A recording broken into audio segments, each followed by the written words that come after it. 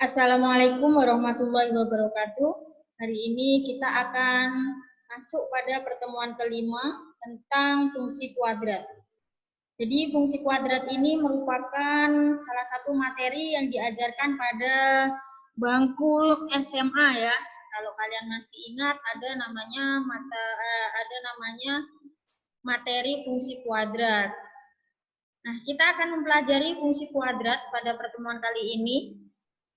Pengertian dari fungsi kuadrat sendiri, yaitu di mana bentuk umum dari fungsi kuadrat itu fx sama dengan ax pangkat 2 ditambah bx ditambah c, di mana a, b, dan c-nya itu merupakan suatu bilangan real.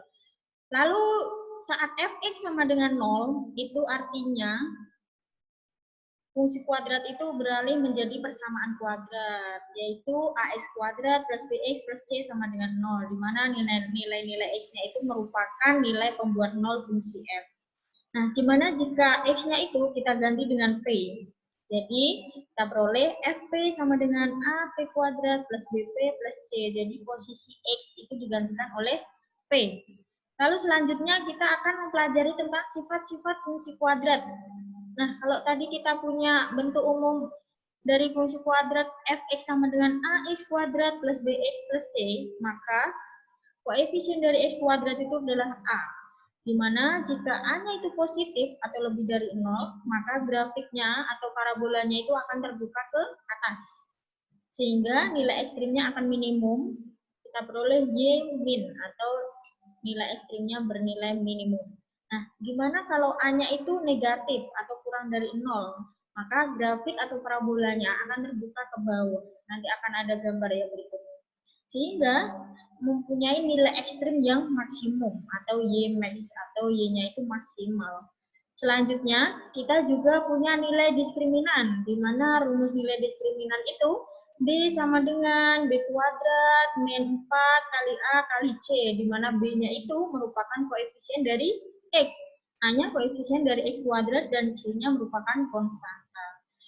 D-nya kalau dia positif, maka dia akan memotong di dua titik yang berbeda pada sumbu X. Lalu kalau D-nya sama dengan 0, maka dia akan menyinggung di sumbu X atau di satu titik di X. Jika D-nya kurang dari 0, maka grafik tidak memotong dan tidak menyinggung sumbu X. Nah, kita juga bisa lihat gambar grafiknya seperti ini ya. Kita perhatikan yang atas berarti A-nya yang positif, yang bawah berarti A-nya yang negatif.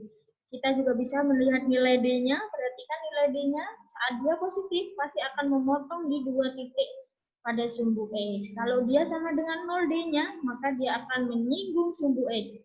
Kalau dia D-nya kurang dari 0, dia tidak memotong maupun tidak menyinggung dari sumbu X tersebut. Nah, selanjutnya, kalau kita sudah mempelajari tentang sifat-sifat dari fungsi kuadrat, kita akan membuat nih grafik dari fungsi kuadrat. Ada langkah-langkahnya untuk membuat grafik fungsi kuadrat, guys. Jadi ada yang pertama kita akan menentukan titik potong sumbu X, kedua menentukan titik potong sumbu Y. Lalu yang ketiga kita akan menentukan sumbu simetri, serta kita akan menentukan nilai ekstrim, di mana nilai ekstrim dan sumbu simetri itu min B per 2A dan min D per 4A. Atau kita juga bisa sebut sebagai titik puncak atau titik balik. Selanjutnya, kita bisa menentukan titik bantu. Nah, lebih mudahnya kita akan lihat nih contoh soalnya. Jika kita punya fungsi Y sama dengan X kuadrat min 4X min 5, maka kita bisa melihat bahwa A-nya itu sama dengan 1, B-nya sama dengan min 4, C-nya sama dengan min 5. Yang artinya A-nya itu positif. Artinya nanti parabolanya akan terbuka ke atas. Setelah menentukan A-nya, kita akan melihat titik potong terhadap sumbu X-nya, titik potong terhadap sumbu Y-nya. Nah, kita bisa lihat nih bahwa titik potong terhadap sumbu X yang artinya Y-nya itu pasti sama dengan 0. Lalu Y-nya kita ganti dengan 0, kita faktorkan nih. Masih ingat nggak pemfaktoran? Dipelajarin ulang ya. Kita cari nilai X-nya berapa, Y-nya X-nya berapa, sehingga kita peroleh dua titik potong terhadap sumbu X. Berikutnya, titik potong terhadap sumbu Y, berarti X-nya sama dengan 0. 0-nya kita masukkan ke semua X. 0 kuadrat, min 4 kali 0, min 5. Kita peroleh Y-nya sama dengan min 5, yang artinya kita mulai titik potong terhadap sumbu Y yaitu 0, min 5. Langkah yang ketiga, kita akan menentukan sumbu simetri dan nilai ekstrim. Silahkan dilihat lagi nilai B-nya tadi adalah min 4. Ini rumusnya 2 kali A, A-nya 1, sehingga min 4 dibagi 2 itu min 2. Min ketemu min, hasilnya positif. Menentukan nilai ekstrim sama D-nya rumusnya B kuadrat min 4 kali A kali C. Perhatikan di sini ada min 4 pangkat 2, ada 16. Lalu min kali min ada plus 20. Sehingga kita peroleh 16 ditambah dengan 20 itu 36. 36 dibagi 4 itu dapat 9.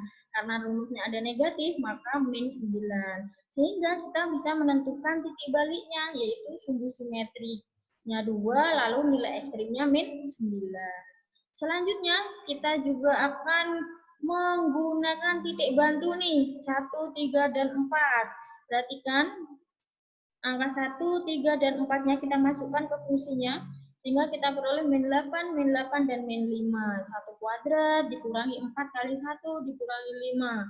1 dikurangi 4 itu min 3 dikurangi 5 itu min 8, dan seterusnya.